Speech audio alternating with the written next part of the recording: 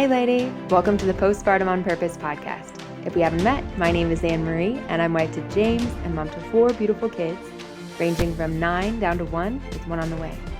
My hope is to help other women experience postpartum as a time of grit, growth, and grace. This is episode 42. Hi lady, I hope you're well. This week's episode is on postpartum when your baby has colic. And it's a topic that if you know, you know. And if you don't know, you probably don't know. And by that, I just mean that most of us are peripherally aware that colic could happen to our children. But we don't have a lot of concern or pay much attention to it unless it comes into play. And then we have lots of attention for it. I asked Zoe Dust, this week's guest host, to address the idea of postpartum when your baby has colic. And by that I mean, I don't need to know specifically the symptoms of colic and how you treat it and if you can treat it, as much as how it impacts a mother's postpartum period when her baby is crying unconsolably. And we have the expectation that as mothers, we ought always to be able to comfort and console our own children. So that's the lens that I asked her to address this through. And of course, there will be information in there that is more prescriptive. This is what it looks like. This is what you might be able to do for it or to consider. But the emphasis from day one for this podcast has always been not just this is how you take care of your baby, but how can we make postpartum a time of grit, growth, and grace for the mom so that she experiences it as a transformative time and a wonderful time. Zoe does a really great job in a short amount of time explaining what there is to know, and I hope it is a real benefit to you to listen. Hello, my name is Zoe Dust, and I am the mother of 3 young children, a 4-year-old boy named Peter, a 2.5-year-old girl named Mary Grace, and an 11-month-old boy named Andrew. Anne-Marie asked me to share my experience with having a baby with colic, so buckle up, it's going to be great. But first, before I do that, I just want to give you a little background about myself. Growing up, I was constantly surrounded by babies. Between my younger cousins, eventual nieces and nephew, and my friends' kids, I was in the thick of babyland and had a lot of experience taking care of them. I loved babies, and all I ever wanted was to get married, have a bunch of babies, and be a stay-at-home mom. I eventually met my husband. We got married, moved to a new city, and then we got pregnant. We dreamed about how we would parent and what our sweet baby boy would be like. We had it all figured out, and it truly was a dream. Then we had our little baby Peter, who was perfect and wonderful in every way, and everything was happening the way I expected it to. One day, when Peter was about 1 month old, he started to cry a lot. And then he cried some more, and longer and harder than before. My husband and I did all sorts of things to try to get him to stop crying, but nothing seemed to work. We had no idea what to do about our inconsolable baby. We felt stressed out that we couldn't get him to stop crying, confused because this isn't what was supposed to happen, and kind of useless because we just didn't know what to do. I was around babies all the time growing up and had never encountered this. And my husband is one of 7 kids, so he too was around a lot of babies and also never experienced this. We felt awful for Peter because it just seemed like he was in pain and we just couldn't do anything to relieve it. On Christmas Eve, when he was 6 weeks old, we took Peter to the ER because I thought maybe his intestines were twisted or something. His pain just looked so bad. It turned out that he ultimately just had a ton of gas. And once he was relieved of that, he was better, but he still cried way more than we thought babies should cry.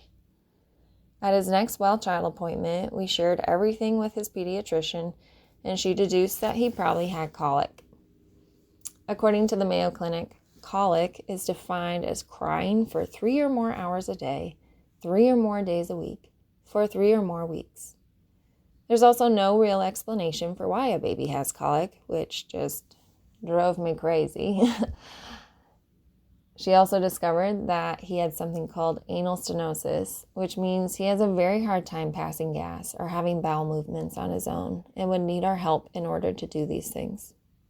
She then recommended that I go dairy-free to help relieve the amount of gas Peter would experience due to finding some specks of blood in his stool.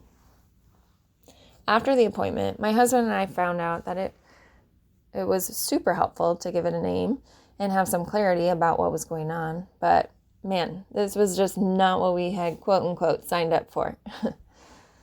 So I went dairy-free, and it did help relieve some of his gas.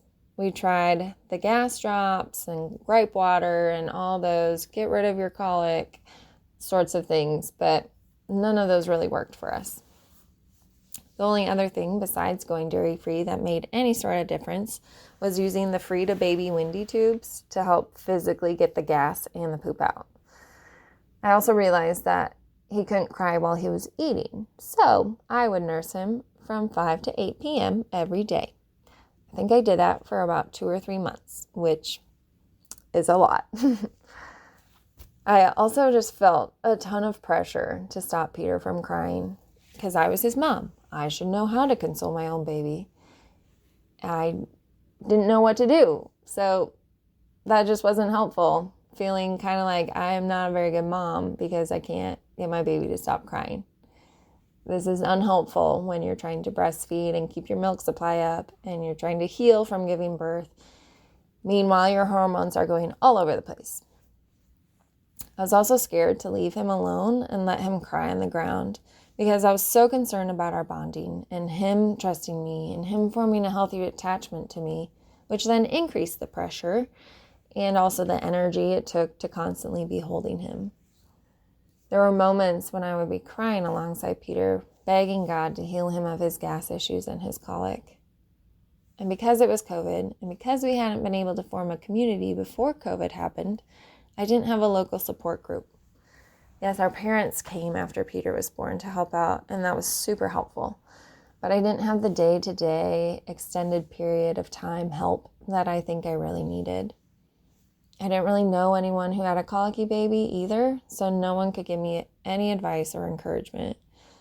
I wish I could have had someone there to just take care of me, to hold Peter so I could shower, or take him so I could step out and have 10 minutes of quiet, or bring me good dairy-free food, especially since I was nursing Peter so much in the evenings. And unfortunately, that wasn't really a role that my husband could play because he was feeling super frustrated and all the other emotions that I was feeling because he was also in it all the time too. It was also a strain on our marriage because I was spending so much time with Peter, trying to console him and hold him, and it was, just a really hard time. But thankfully, all things do pass, and Peter finally grew out of his colic, which time is really the only cure for colic, and he grew out of it around 5 or 6 months, which is also later than what the internet says. So that was really mentally tough to push through when I was expecting it to be done around 3 or 4 months. But alas, here we are. I was also able to add dairy back into my diet 6 months postpartum, and Peter doesn't have any complications with his gas or bowel movements anymore as well. So that was great. And now, Peter is a totally normal 4-year-old. He doesn't have any effects from having colic, which I know is also a common concern. According to some online research, my husband and I found that 1 in 5, or some say 1 in 4, kids have colic. So we figured we could have 4 or 5 kids and be in the clear before we revisited a colicky baby. We then had our daughter, which the gas issues came in again, and I had to go dairy-free, but no colic. It was awesome. Then came time for our 3rd child, little Andrew, to be born, and he was great. It was awesome. I figured I would have to go dairy-free again, and I did, but he was doing well. No crying. We were in the clear. Until one day, Andrew started crying. And then the next day, he cried more and longer and harder. We were like, this can't be possible. We can't have another kid with colic this fast. He's only our 3rd baby, right? How could we be 2 for 3 with colic? So we brought him to his next appointment, shared all this with his pediatrician, and sure enough, she said he had colic. I think we were kind of annoyed that it was happening again so soon, but thankfully we felt a little more knowledgeable, I guess, of how to respond to his colic. His colic was also not near as intense and prolonged as Peter's. I think Andrew only had it for 2 or 3 months. The only thing that was harder about Andrew's colic versus Peter's colic was that we had 2 other kids to take care of on top of a colicky baby. Again, I felt the need to hold Andrew a lot because of my attachment and bonding fears, which there is no science to back those fears up, FYI. I discovered that my tolerance for crying was super low and my maternal heart was way softer than I thought it would be prior to having my own kids. Once again, though, his colic passed and he's a very happy, jolly baby. I would like to share some advice or encouragement for those of you who do have a colicky baby or may have one in the future. Not that you would know that right now, but remember this for if you do have a colicky baby. Just know that you are not alone. There is hope, and it will pass. The days and weeks are long when you're in the thick of it, but it really is just a small fraction of your and your baby's lives. Try and stay patient and loving with your baby, your husband, your other children, and with yourself. Know that it is totally okay, even though I didn't do this well, to set your baby down in a safe place and step outside for 5 minutes. Ask for help. If your family can help or your friends can come over to hold your baby or make you food and get you snacks, that will be so great. Also, my husband said this to me as I was reflecting on our time with our colicky babies. He said, "Your colicky baby is not a reflection of you. You didn't do anything to make your baby have colic."